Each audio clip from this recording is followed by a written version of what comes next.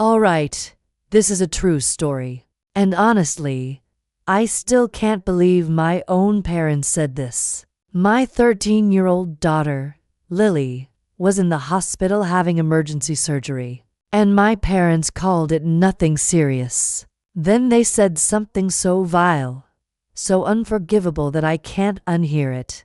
They told my daughter to her face that she should have died instead, that she was bad for our family anyway because she was mentally ill. I didn't yell. I didn't cry. I made one phone call that changed everything. 6 months later, they showed up at our door begging, and what I did next shocked everyone. If you're wondering how a hospital room turned into the moment, I finally cut off my own parents forever. Same. Let's get into it. It started on a Tuesday evening. Lily came home from school clutching her stomach, her face pale and twisted in pain. "Mom, something's really wrong," she said. "It hurts so bad." I thought maybe it was her period, maybe food poisoning. But when I touched her stomach and she screamed, I knew this was serious. I drove her straight to the emergency room. By the time we got there, she was crying so hard she could barely breathe. The doctors ran tests quickly, efficiently, and within an hour, they had an answer. Appendicitis. It's about to rupture. We need to operate immediately. My heart stopped. "She's 13, I said stupidly, like that mattered. "I know," the doctor said gently, "but if we don't operate now, it could kill her." "Sign here." I signed. They wheeled her away, and she looked so small on that gurney, so scared. "Mom," she called out. "I'll be right here, baby," I promised. "I'm not going anywhere." The surgery was supposed to take an hour. It took 3 complications, they said. The appendix had already started to rupture. They had to clean out the infection. "She's stable now, but she'll need to stay for observation." I sat clear's throat in that waiting room shaking, and that's when I called my parents. I thought they'd want to know. I thought they'd care. My mom answered on the 3rd ring. "Hello, Mom. It's me. Lily's in the hospital. She had emergency surgery." There was a pause. "What kind of surgery?" "Appendicitis. It ruptured. They had to operate immediately." Another pause, longer this time. "Is she alive?" "Yes. But then it's fine," my mom clear's throat said. "You're being dramatic. It's not that serious." I blinked. "Mom, her appendix ruptured. She could have died, but she didn't," my mom said simply. "Kids shave their appendix out all the time. It's routine." "This wasn't routine," I said, my voice rising. "This was an emergency. They said if we'd waited another hour." "Well, you didn't wait. So what's the problem?" I couldn't believe what I was hearing. "The problem is my daughter just had major surgery, and I thought you'd want to know." "We do know," she said. "You just told us." "Are you coming?" I asked.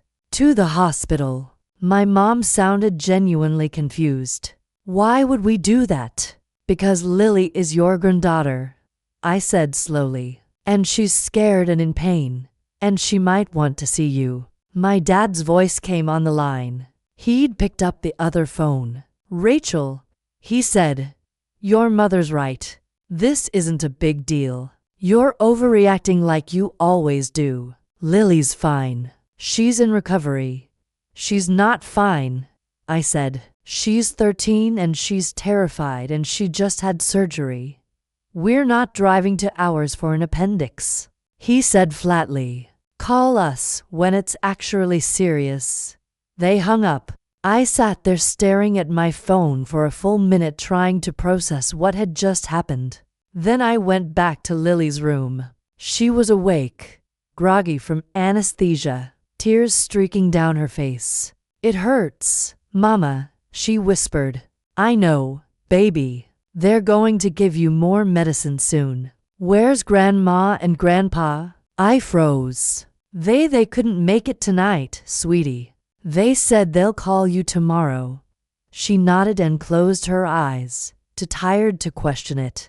But I knew she'd heard the hope in her own voice. I knew she wanted them there. 2 days later, Lily was still in the hospital. The infection had been worse than they thought. She needed for antibiotics and monitoring. She was in pain. She was bored. She was lonely. And then my parents showed up. I was in the cafeteria getting coffee when I got a text from the nurse. "Your parents are here visiting Lily." I literally ran back to her room. When I got there, my mom and dad were standing next to Lily's bed. Lily looked confused, but happy to see them. My mom was smiling, but it was her fake smile, the one she uses when she's performing. "Well, you look fine," my mom said to Lily. "See, I told your mother this wasn't serious." Lily's face fell slightly. "It was pretty serious, Grandma. The doctor said my appendix almost exploded." My dad waved his hand dismissively. "Doctors always exaggerate. Makes them seem more important." My mom sat on the edge of Thebes. "Lily, sweetie, we need to talk to you about something." I stepped forward. "Mom, not now." She ignored me completely. "Lily, your mother tells us you've been seeing a therapist." Lily glanced at me nervously. "Yeah, for my anxiety." My mom nodded slowly. "And that's been going on for how long now?" "Almost a year," Lily said quietly. My dad crossed his arms. "That's what we thought." "Lily, do you know how much that's costing your mother? Do you know how much trouble you're causing?" I stepped between them and the bed. "Get out, both of you, right now." "Rachel, don't be ridiculous," my mom said. "We're having a conversation with our granddaughter." "You're upsetting her," I said. "She just had surgery. Get out." My dad's face hardened. "We drove to ours to see her. We're not leaving until we say what we came to say." "Then say it and leave," I said. My mom turned back to Lily. And what she said next, I will never ever forget. "Lily, honey, you need to understand something. Your anxiety, your depression, all of this mental illness stuff, it's very hard on your mother. It's hard on all of us. You're only 13. You shouldn't be this much work." I felt my blood turn to ice. "Excuse me." My dad nodded in agreement. "She's right." And honestly, Lily, when we heard about the surgery, we thought maybe it would be better if he paused. "If what?" I demanded. He looked at Lily directly. "If you hadn't made it." The room went completely silent. Lily's face crumpled. "What?" "If the surgery had gone wrong," my mom said, still in that calm, reasonable voice, "it would have solved a lot of problems. You're very difficult, Lily. You're expensive. You're bad for this family. Maybe it would have been better for everyone if you just." She trailed off. But the meaning was crystal clear. Lily started crying. Those horrible, broken sobs that only come from complete devastation. I moved so fast I don't even remember crossing the room. I grabbed my mother's arm and physically pulled her toward the door. "Get out," I said. My voice didn't sound like mine. "Get out right now, or I'm calling security." "Rachel," my dad started. I pointed at the door. "Out now before I do something we'll all regret." They left. My mom looked offended, like I'd embarrassed her at a dinner party. My dad looked annoyed, like I was being unreasonable. And Lily, my beautiful, fragile 13-year-old daughter, sobbed into her pillow like her heart was shattering.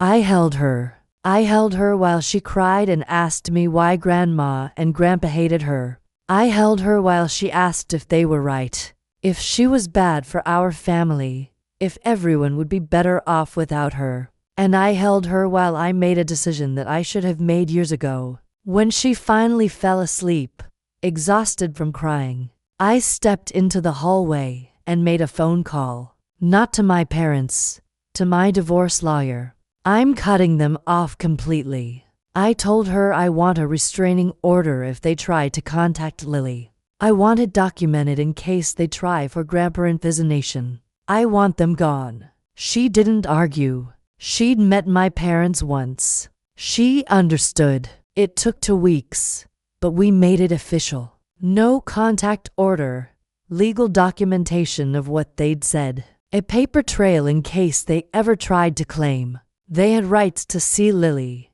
And for 6 months, there was silence. Beautiful, peaceful silence. Lily started getting better. Her anxiety decreased. She smiled more. She stopped asking about her grandparents after the first month. We're better off without them. Clears throat, she said one day. And I nearly cried because she was right. Then they showed up at our house. I saw them through the window. My mom carrying flowers, my dad holding a card. I opened the door but didn't invite them in. What do you want, Rachel? We need to talk, my mom said. We've had time to think. And no, I said. We're sorry, my dad interrupted. We said things we didn't mean. We want to make this right. I laughed. It was a bitter, ugly sound. You told my daughter she should have died. You told her she was bad for our family. You said that to a 13-year-old in a hospital bed. My mom's face hardened. We were under stress. We didn't mean it literally. Get off my property, I said. Rachel, please. My dad tried. I have a restraining order, I said calmly. You're violating it. You have 30 seconds to leave before I call the police. But we're family, my mom said, and her voice actually broke. She was crying. Real tears, not the family that matters, I said. Lily is my family. You are nothing.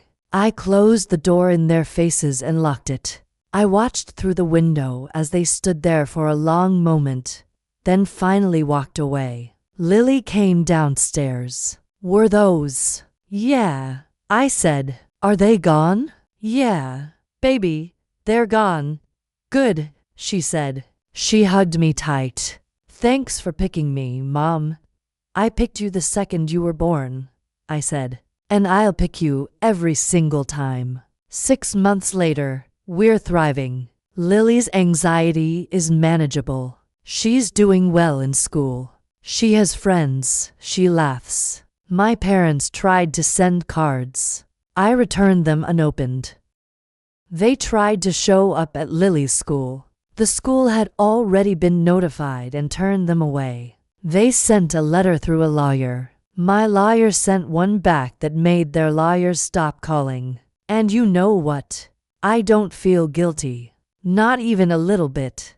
Because the day they told my daughter she should have died was the day they stopped being her grandparents. They stopped being my parents, too. Some things you don't come back from.